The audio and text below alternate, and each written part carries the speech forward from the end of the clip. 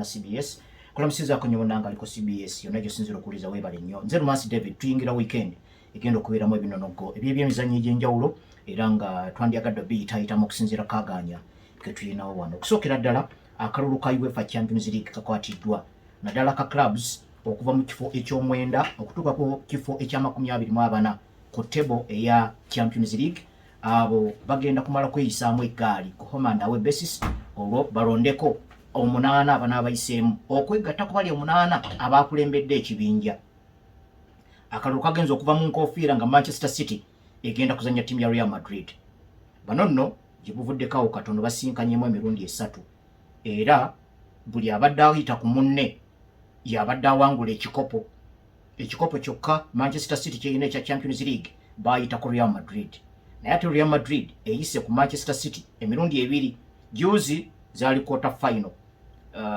era Real Madrid nejjamu ttiimu ya Man City ku penalties 2-22 Real Madrid yafubutula Manchester City mu semi final ne bagenda maaso era ekikopo ne bakiwangula ku guno omulundi kigenda kubeera kitya enjawulo weeri weewa okuba nti no Pep Guardiola ne ttiimu ya Man City bali mu kaseera ng'omutindo gwabwe we gukyali mubi nnyo era nga mu season eno guno gwe mutindo ogukyasinza okubeera omubi kasookanga Pep Guardiola atandika kutendeka mu mwaka gwa 2008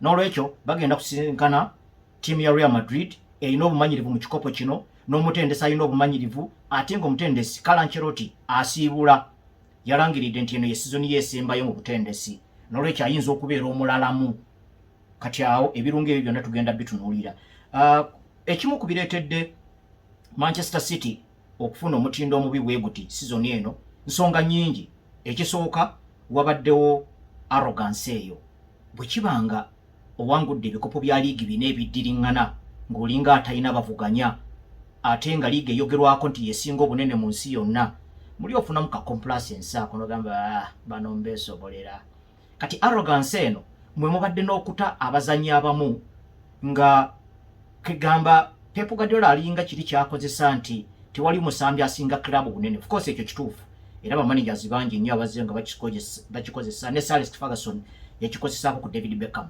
nti naawulira munene okusinga Man U ate si musambi nnyo wa mupiira wabula ayagala byakweraga kubeera celebrity kyekyamutunza nga muguza ttiimu ya Real Madrid n'olwekyo wazzeewo embeera eyo abazannya okugezaako okuleeta okufuuka bamawale nga olw'okuba nti nno Pep Guardiola alaze nti buli lwakyusakyusa abazannyi ttiimu esigala ng'eri competitive n'alowooza nti buli muzannyi yenna asobola okusikizibwa yensonga lwaki abazannyi bonna bazze ng'ata recently babadde bakyali mu supu okuviira ddala ku bale Roy Sen abazannyi abo ba Emerick Laporte abazannyi abo ba Joao Cancelo abazannyi abo ba Julian Alvarez abazannyi nga yani ono mulenzi omulala abazannyi abo babadde waawo abadde abata ne Fernandinho yennyini yali asobola okwongerayo season endala nga nnamba ne okuta Ilkay Gundogan nakyo olowooza nti ndo we yamuteera ng'alabika ali ku peak of his powers ate nga ne muzannyi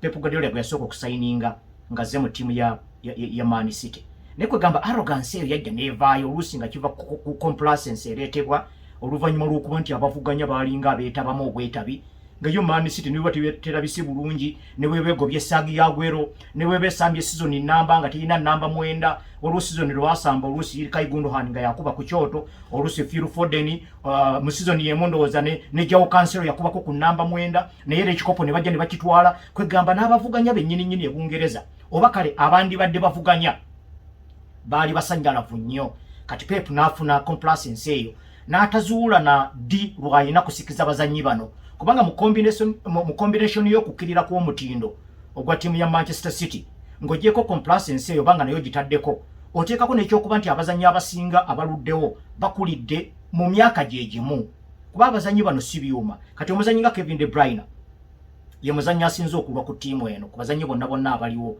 kubanga ne Pep Guardiola yamusangawo banne be yamusangawo nabo abasinga yabata ba David Silva ba Vincent Kompany ba Sergio Aguero ba Fernandinho yabata Kevin De Bruyne yakyaliwo kati omuzannyi oyo bw'abanga azannya on top of his game buli match si kyuma ajja kutuuka ayiike naye kyewuunyisa oba ekyebuuzibwa ayina kuyiika ddi era omuteekeddeteekedde otya kuba n'amuddira mu bigere. Kati awo ebibuuzo bwe bijjira obunavu bwa Pep Guardiola obwayingirirawo. Gwe nsuubira oguyinza okusinga ku ginnaajo ogunkenke gwe gugenda okubeera wakati wa Arsenal ne ttiimu ya Manchester City ku Sunday ku ssaawa 1:30 ez'ekiro oba ez'akawungeezi. Obubonero buli 6 obwawula Arsenal ku Liverpool. Ate obubonero buli 6 Arsenal bwesinga Manchester City. Kati Arsenal eri awo wakati. Obusobozi bwayo bugiri luddawa. Kwongera kufunza obubonero 6 obugiri waggulu bubeere 3 oba kwongera kusindiikiriza obubonero 6 obugiri wansi buwere 9. Kakati awo kyekibuuzo ekigenda okubeera mu weekend ne mu match eneezannyibwa. Tulinze kulaba ansa yaakyo. Okuva lwe baasisinkana ku goolo 2-2 ezaali ku Etihad Stadium, ttiimu zino zaali ziyina omutindo nga kumpi gwagala okwenkanankana. Era y'ensonga lwaki Arsenal omupiira gwo katono guwangule. Ekimu ku byagitaataaganya kwe kufuna kaadi egoba omusambi mu kisaawe ne basigala nga tebawera. John Stones najja n'abakutula ng'omupiira ne gugwa 2-2. Okuva olwo okutuusa kaakati bwe bagenda okuddamu okusisinkanira, omutindo gwa ttiimu zombi n'ebigendererwa bibadde byanjawulo. Omutindo gwa Arsenal gubadde mulungiko bw'ogugeraageranya ku gwa Manchester City, n'ebigendererwa ebya Arsenal bibadde byakuvuganya ku kikopo, so nga ate yo Manchester City ebadde egezaako kulwana waakiri okunyirizanyirizaamuko ku statistics era olukya lwe babala. Gamba obeera otya mu ky'omukaaga, obeera otya mu ky'omusanvu nga gwe defending champion. So bo ekibuuzo ekyabwe kibadde waakiri kyakuseeseetukakokko baddeko mu bifo ebikkirizika, kubanga ne ba defending champions abalala mu mawanga amalala tebali bubi nnyo. Bw'olaba Real Madrid Spain, bw'olaba PSG Bufalansa, bw'olaba Inter Milan Italy, bw'olaba Bayer Leverkusen Germany, bonna bali awo mu kyakubiri kukulembera. Naye ate gwe ng'oli mu kifo kya 7. So olabanga, of course saawaayo interview nembuuza ku Mikel Arteta n'abakungu ba Arsenal oba ku Pep Guardiola n'abakungu ba Man City, naye okusinziira ku ttiimu zombi engeri gye zibadde zeeyisaamu ng'osobola okutaputa kiki kye babalwanirira. Kakati bano bagenda kwambalagana nga Mikel Arteta ayina omukisa ogukuba Pep Guardiola okusinziira ku ngeri gye babadde beeyisaamu ebbanga lye babadde basisinkana mu sizoni ezo ezizze nga ziddiriŋŋana. Kasooka nga Arteta afuna omulimu mu ttiimu ya Arsenal. Guno gwe mutindo nga bwe nakyogeddeko nga njogera ku Champions League. Eno ye season ekyasinze okubeera embi mu byafaayo bya Pep Guardiola. Naye bwe kiba nga season esinga obubi ate bali bubonero 6 bwokka emabega wa Arsenal, kiba kikulaga bakyali mu kiri. Empologoma enjovu ne bwekogga teyenkana kamyu. N'olwekyo ku mbeera eyo ne engeri y'okulabikanga ejjoogo Pep Guardiola yali abadde atadde ku Mikel Arteta. Arteta bw'aba yandiyagadde okwetakuluzaako omusajja ono n'okulangirira mu butongole nti kaakati munnaffe okutandika ne season ejja kimanye ffe bamu. Guno gwe mulundi gw'osobola okuba ku Pep Guardiola, naddala ng'oli waka, naddala ng'omusanze ayuga bw'ati. Kati bw'ovaawo waliwo omuteeko omulala era ogwa Arsenal kweyina advantage gy'emipiira egyabaddeyo mu wiiki wakati. Arsenal yagenze okukyalira ttiimu ya Girona, yabadde teyina na kwepika kuli awo, yabadde yina ne beetu eriwumuza ku bazannyi ab'amannya, kubanga bagenze okukyalira Girona nga baayita mudda. Ekyo tekyabadde ku Pep Guardiola ne ttiimu ye, era yayungulidde ddala. Ate club ya Club Rouge nejja ate ne ba overstretchinga nnyo n'etwaliriza omupiira paka mu second half, kuba wandirowoozezza nti singa Pep Guardiola yabadde ayagala okuwumuza ku bazannyi, omupiira guno Club Rouge ne gujja ne gutuuka mu ddakiika 4 ng'ayina goolo nga 3, kubeera goolo 3 yazitebye mu ddakiika ezitawera 4 mu second half. Singa ekyo yakikoze nga match etandika, yandibadde asobola okujjamuko ku bazannyi be, naddala bitugambako nga betwogeddeko ng'omutindo gwabwe oguli wansi, abalala bakava mu buvune babagala ne baddamu ne bawumulamuko simple baba betaaga kufunamu ka match fitness wekatyo.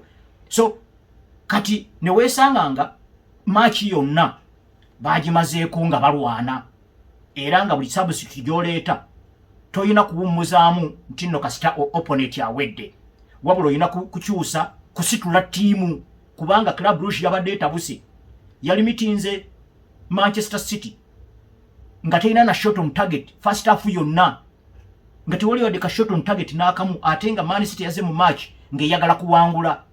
Kati ate on top of that ne bajja ne babakuba goolo Club Rouge yasoose okuteeba, kitegeeze yabadde ayagala okuwangula 1-0 kati olina kuteeba goolo 2 naye nga tebakukkirizayo na shot on target n'emu mu dakiika 40 kwegamba n'olabanga match yabadde ya bugubi, yabadde yeetaaga basiniya ate nga balina okusamba nga bafiirawo. Kitegeeza gye bakoma okusamba nga bafiirawo bayinza okufuna result ku lunaku naye abo si byuma batuuka ne bakoowa. So kakati awaliwo advantage Arsenal nti yo teyasambye mupiira gwa kwepika kuba badde bayiseemu dda. Ekyokubiri abamu ku bazanyi baabwe ab'amannya baawumuddemuko era match teyabadde nnyo challenge eri awo kitiisa nti ne buyandibadde challenge ne bagiluzinga kyabadde tekikyusa ku status yaabwe mu top 8 eya Champions League.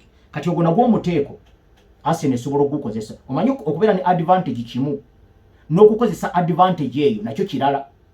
Naye zino zonna advantages tulinze kulaba Arsenal engeri gyegendo zikozesaamu era mu kukozesa advantages zino tugenda kulabako ne ku okudda kwa Savinho yayingiddemuko kibajjo ku mupiira gwa Club Rouge. Senior Ilkay Gundogan byabadde bimutawuseeko busajja wa Club Rouge babadde okuba omupiira okufobofi ekibatu kyabo nga kinoga bulungi, bazimba bulungi ennumba, movement yaabwe nnungi, engaba yaabwe, ensalawo yaabwe, emisinde bugirina, tebukukkiriza kusamba bukufata. Savinho najja nakubako kitundu n'ateebayo n'eggolo kyendowooza nti nno guno gwe gumu ku mupiira gyayinza okutandika. Nabana abalenzi gundi Vita Reis ne Omar Mamush ne Abdulkadir Akusanov babadde tebakkirizibwa mu Champions League naye by the way bayingidde mu knockout stages awo bajja kuba bakkirizibwa naye ndowooza omutendesi ajja kubatunula. Mamush teyalabika bubi nnyo ku match day gye yasooka okuzannya ku debut ye, ndowooza bayinza okumulowoozaako. Oscar Bob amaze emyezi 2 ng'atendekebwa ne ttiimu. Pep Guardiola tannaba kumulangirira ku balamu naye nga mulamu, ndowooza kyakyanoonyaamu gwe mutindo naye simanyi oba anaamutunulako olunaku lw'enkya oba nedda.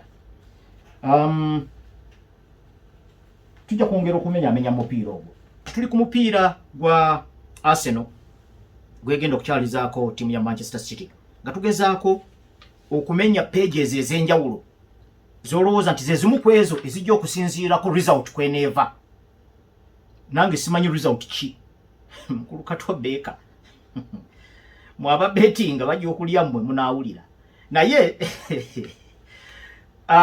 tugezaako okubikula pages bw'obanga okola analysis namwe aba bettinga bw'oba wonooteeka ssente zo oba omaze okufuna kubanga bino ebyafaayo ebyedda nti Pep Guardiola yakubanga nnyo Mikel Arteta ebyo tebijja kukola kubanga between Pep Guardiola we yafutirizanga Mikel Arteta ne leero clubs za tiimu zombi zibadde omutindo gwa njawulo. Ogwa Manchester City gubadde gutankanibwa bintu nga tebitambula bulungi nnyo kiri awo n'olwekyo gobodda ku kiri nti oyani awaawo oyo bamumaze oyina kulaba kuviira ddala ku ddakiika esooka okutuukira ddala ku ddakiika esembayo. Ate club eyina okubanga team eyina okubanga ekola ebintu ebiddiringana byonna nga bituufu. Arsenal eyina okwekolako self appraisal. Abawagizi ba Arsenal balowooza nti gwayogera ku ttiimu yaabwe gwogisindikira obunafu oba ekyo kiva ku ki? Oba nti bw'oba toyagala Arsenal n'olwekyo tegenda kuwangula. Senga nali nina amaanyi agatuuka eyo nti ttiimu gye saagaliza tewangula bwandimpulidde. Naye Arsenal erina okwekolako self appraisal. Manyi ne mu bulamu tulina okukola ekintu ekyo ng'ovudde mu lwogolo lw'abantu bonna bodda wali mu kisenge kyo oba mu kasonda n'ositamako oyinza okwesongako n'ogamba butuufu sobyo yaze naye nange wano mu butuufu wano seeyisiza bulungi.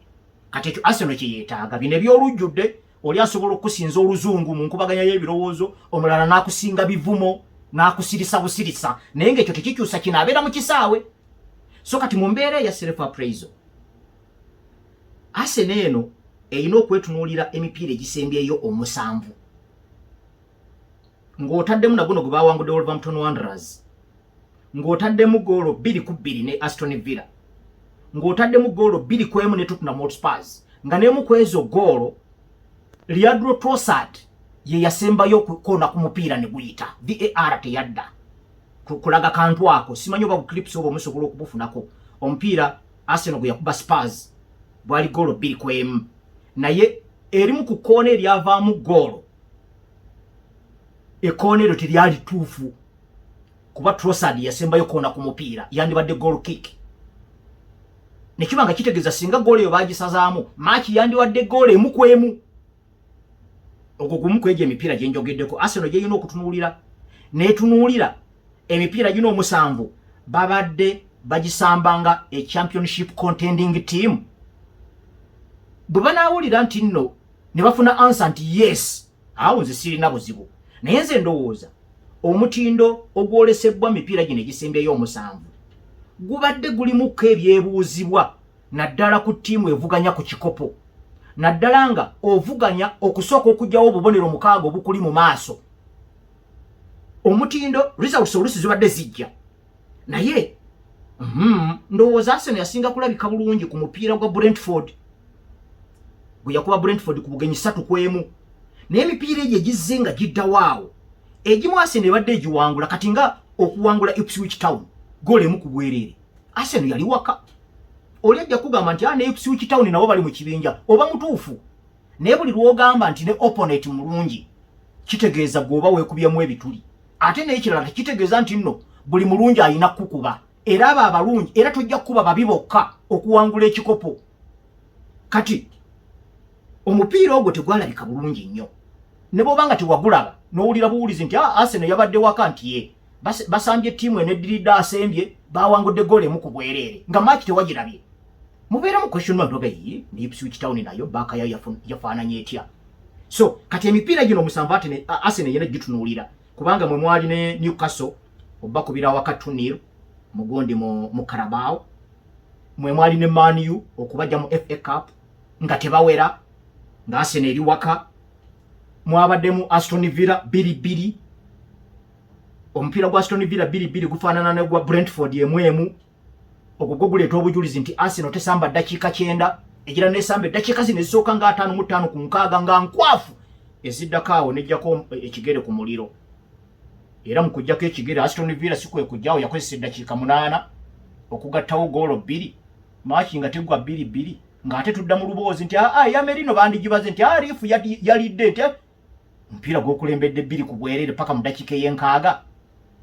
Tiimu evuganya ku kikopo eba ekyasuula obubonero awo. So ebyo byonna byonna ebibuuzo mu mipiira egyo omusanvu bijja kwagala answers zaabyo nga ziri mu nkola ku mupiira gwe bagenda okukyaza Man City ku Sunday.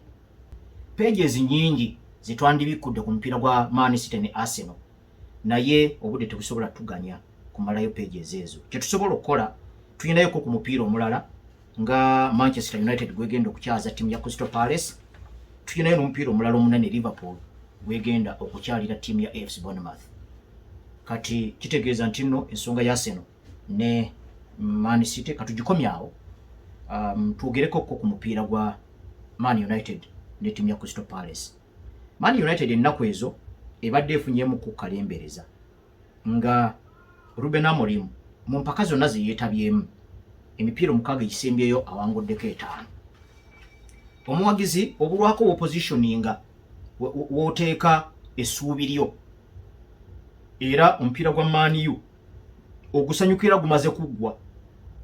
Kati awo kiba kizibu kugamba nti eyo Palace ewedde, kiba kizibu.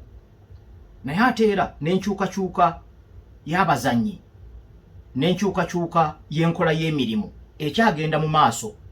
Kati omupiira Man U gwe yakubye Steaua Bucharest olunaku lwajjo, twagenza okulaba back 3 nga actually back 4 nga ne goalkeeper omutaddeko Andre Onana nga si alimu nga mulimu Aitel Bayindi.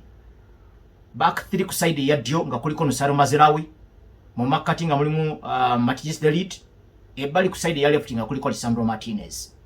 Abazannyi bano bazanyisiddwa mu bifo mwolowooza nti mubasinga okusobola okugirayo obusobozi bwabwe. Olwo olekewoko ne kolido eyamba ku muzanyi Lisandro Martinez okujja okwegattako eno mu maaso kubanga alina paasi ye ennungi, alina n'okwekkiririzamu okuli positive.